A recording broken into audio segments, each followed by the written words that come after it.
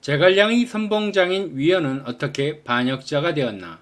제갈량이 북벌 과정에서 오른팔 왼팔이 최측근 역할을 하였던 위연과 양이는 제갈량 사후 모두 추락하고 죽임을 당하게 되었습니다. 오장원에서 제갈량이 죽자마자 병권을 장악하려 했던 위연의 말로는 비참하였습니다.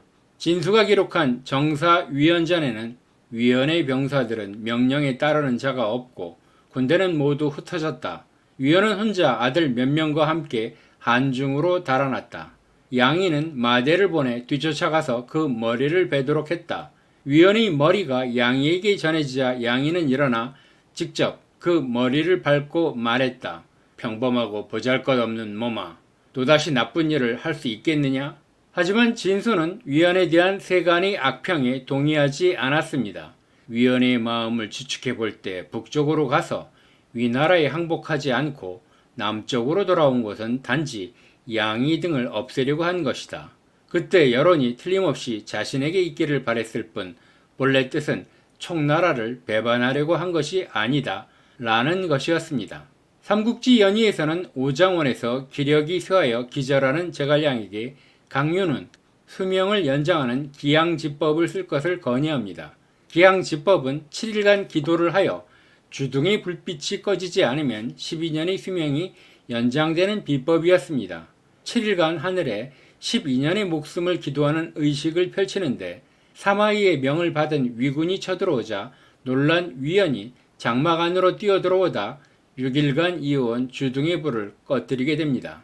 성난 강유가 칼을 뽑았으나 제갈량은 자신의 죽음을 받아들입니다. 죽기 직전 제갈량은 마대를 불러 비책을 전하고 양이에게 비단 주머니를 전해줍니다.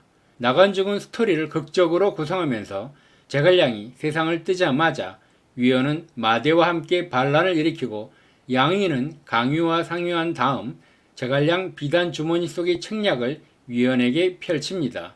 내가 말 위에서 누가 감히 나를 죽이겠는가 라고 3번 외치면 우리가 너에게 항복하겠다.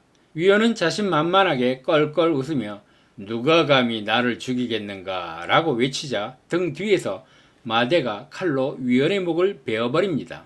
진수는 정사 양이전에서 제갈량은 양이의 재간을 매우 아끼고 위연의 용감함에 의지했으므로 늘 두 사람이 사이좋게 지내지 못함을 안타까워하며 그들 중 한쪽으로 치우쳐 한쪽을 버리는 것은 차마 하지 못했다면서 제갈량 사후 양이는 후임자가 자신이 아닌 장완이 선택되자 원망하고 분해하는 모양이 얼굴에 나타났으며 탄식하고 노여워하는 소리가 속에서 흘러나왔다고 하였습니다.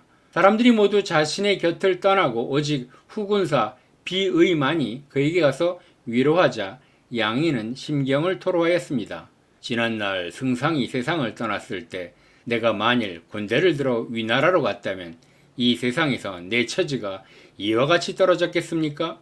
사람으로 하여금 후에 막급하게 함이 이 지경에 이를 수는 없습니다. 충격적인 양이의 내심을 들은 비의가 이를 조정에 보고하여 양이는 귀양에 처해졌으나 유배지에서도 다시 격렬한 비방의 글을 올리자 양이에게 체포령이 내려졌고 결국 양이는 자살했다고 기록되었습니다. 양이는 형주 양양양 출신으로 조조 치하인 위나라 형주 자사 부근 휘하에 있었지만 스스로 남쪽으로 관우를 찾아갔다고 합니다. 양이를 만난 유비는 양이의 재능을 인정하고 좌장군부의 병조연으로 발탁하였습니다. 각 부대에 임무를 배분하고 물자를 보급하며 명령서를 작성하는 임무는 양이가 최고였습니다. 문제는 능력에 비하여 성격이 원만하지 않았습니다. 상관인 상서령 유파와 사사건건 부딪혔습니다. 유파와 양이의 갈등에 직면하자 유비는 유파를 선택하고 양이를 장안과 낙양이 중간 위치인 홍농태수로 좌천시켰습니다. 지금으로 치면 평안북도 도지사 격인 적지의 태수직이었으므로 사실상 무보직이었습니다. 유비가 일흥대전 직후 죽고 같은 해 유파도 사망하자 제갈량은 다시 양이를 발탁하였습니다. 멀리 오나라 손권도 사신으로 온 비의에게 이렇게 말했다고 합니다.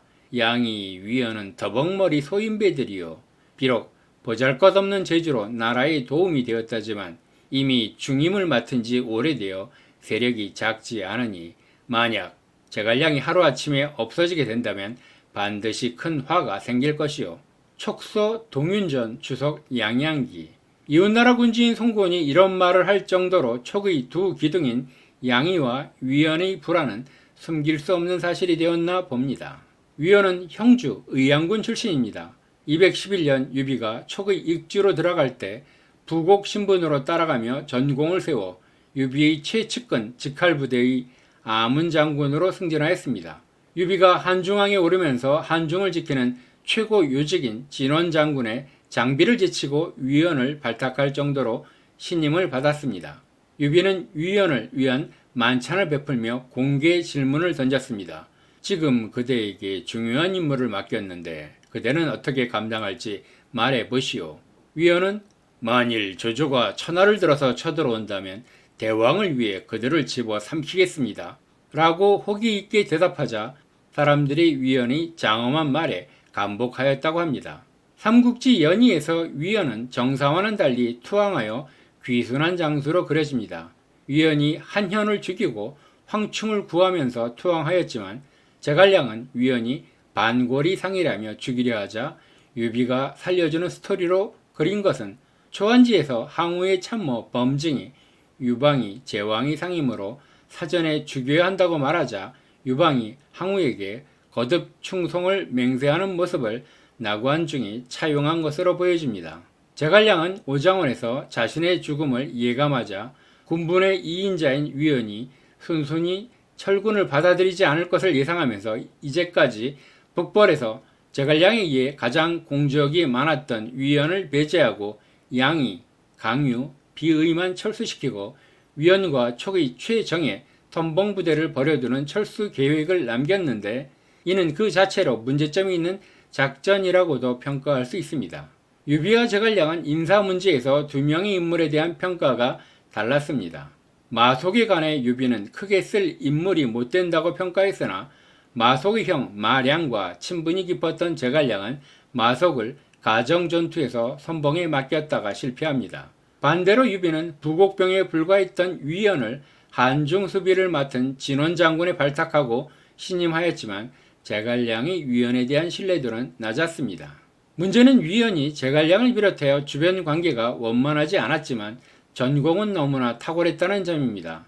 212년 위연은 유장의 부하 유귀 등 9명의 익주 정예부대를 함락시키면서 광항군을 평정하였고 214년 촉의 낙성을 점령하고 유장 휘하의 명장 장임을 생포하고 성도를 포위하였고 230년에는 강족의 지역으로 쳐들어가 곽준, 비효를 연패시켰고 231년 위병을 대패시키고 수급 3천을 얻으며 관우, 장비, 황충이 사라진 촉에서 타의 추종을 불허하는 최고의 공적을 세웠습니다. 하지만 위연의 정치적 역량은 너무나 부족하였습니다.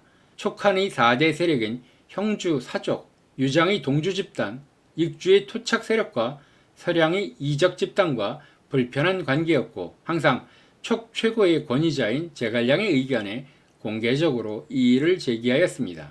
북벌에서 한신의 선례를 들었지만 실패의 위험성을 중시하는 제갈량은 동의하지 않았습니다. 결국 제갈량이 죽자마자 위연은 숙청당하였고 천년 후 나관중의 삼국지 연의는 위연의 두상이 반골이 상임을 강조하면서 반역자로 낙인을 찍어버렸습니다.